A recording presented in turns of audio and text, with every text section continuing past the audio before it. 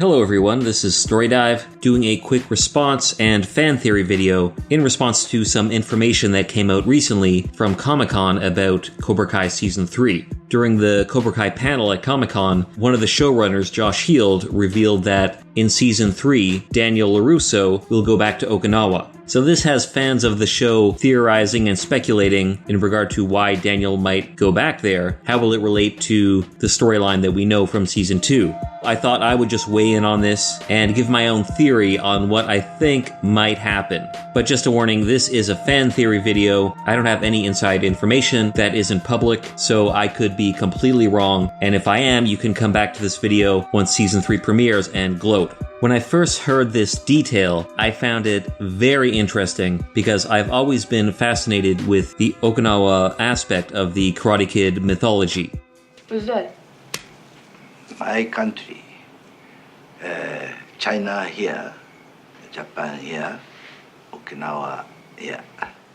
You probably knew this already because it's fairly common knowledge, but karate originates in Okinawa. The films took the actual origins of karate and sort of blended it together with the characters of the film, like Mr. Miyagi and the Miyagi family, and I hope they get a little bit more into that in the next season of Cobra Kai, a little bit more into the actual origins of karate and into the folklore of it. It's a very interesting setting where they can do a lot, they can go a lot of places, not only with the origins of karate, but also Mr. Miyagi's origins and the origins of his family karate, which was taught to him by his father, his father's father, going way back into the history of Okinawa, back when it was still the Ryukyu Kingdom. However, none of that explains why Daniel is all of a sudden now going back after 35 years of being a successful car dealership owner and recently karate instructor. So my theory about why he's doing this is someone will want to take ownership of the Miyagi-Do dojo from Daniel, much in the same way that Kreese stole Cobra Kai from Johnny. The reason Johnny got into trouble with Cobra Kai is because he never really held the copyright to that style, or officially owned it. He figured John Kreese was dead, so he could just take the name, take the style, and make it his own. But then Kreese reemerged, and legally speaking, Kreese has more right to Cobra Kai than Johnny does. He founded it.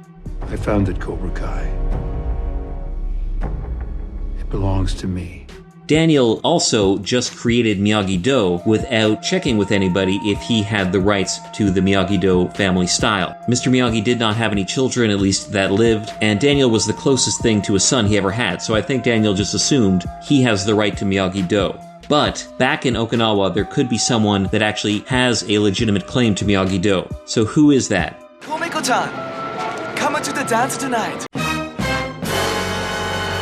I have two theories. One is that it's someone related to Mr. Miyagi that we don't know about right now. Perhaps a long-lost son, a long-lost brother, a relation of some kind, who also studied the Miyagi-Do style, and at some point in the last year noticed one of Daniel's YouTube ads for Miyagi-Do and said, hey, this guy can't own Miyagi-Do, but I have no idea who that relation would be. Second theory, which I think is probably more interesting to most fans of the show, is that it's Chozen, the villain of the Karate Kid 2 film. Some people have speculated that it's Sato coming back, haunting Daniel, but I really don't think that's the case because the actor who played Sato, Danny Kamikona, sadly passed away in 1996, and generally speaking, the show has not brought in other actors to play characters that we know from the first film. It's not like they brought someone in to play Mr. Miyagi. Well, I guess they sort of did bring someone in to play Mr. Miyagi's back during one scene, but they didn't bring someone to become that character, and I think they would do the same thing with Sato. I don't think they would bring in another actor to play this role. So that's my reason for believing that the character Sato will be deceased in the series. However, the actor who played Chozen, Yuji Okamoto, is alive and well, owns a Hawaiian restaurant in Seattle, and in fact, he did a really funny skit where he sort of reprised the role of Chozen a few years back for this YouTube channel called National Film Society,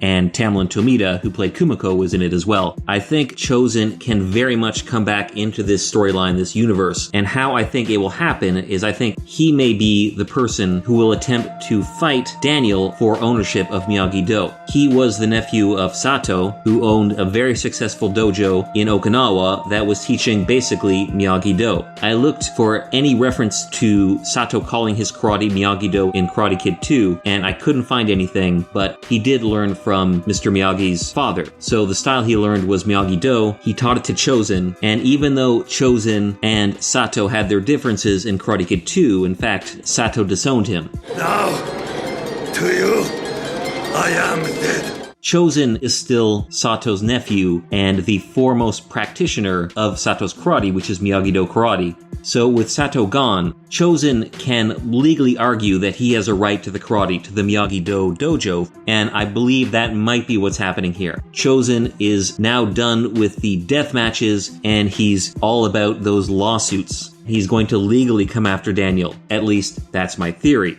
So how does Kumiko factor into all this? I don't know if she'll appear in the next season. Hopefully Elizabeth Shue will, but will we see Kumiko in the next season? The last we heard of her, she was working for a dance company in Tokyo. But that was years ago, 35 years ago. So who knows, maybe she's come back to Okinawa to take care of things in her hometown of Tomi Village. The only thing is, I hope that if Daniel does go back to Okinawa, he goes back to the same ice-breaking joint that he did in Karate Kid 2, and the same guy is there still trying to break the ice. He's now a general in the U.S. Army, but he still can't break all 6 blocks. And in walks Daniel. What, you think you can do better, Big Mouth? What do you think? Why do you think Daniel is going back to Okinawa? Do you think they will go into Mr. Miyagi's history, perhaps showing some of Mr. Miyagi's origins, maybe doing a flashback like they did with Johnny in season 1, but showing Mr. Miyagi's life as a child and his relationship with Sato? Do you think it'll get more into the origins of karate itself and the essence of the style, Miyagi-Do style, the essence of balance? I would love to know your opinion in the comments below. I will probably do more Cobra Kai videos in the future, so please stay tuned for that. Subscribe to the channel, check out these other Cobra Kai videos, and until next time, until Cobra Kai Season 3.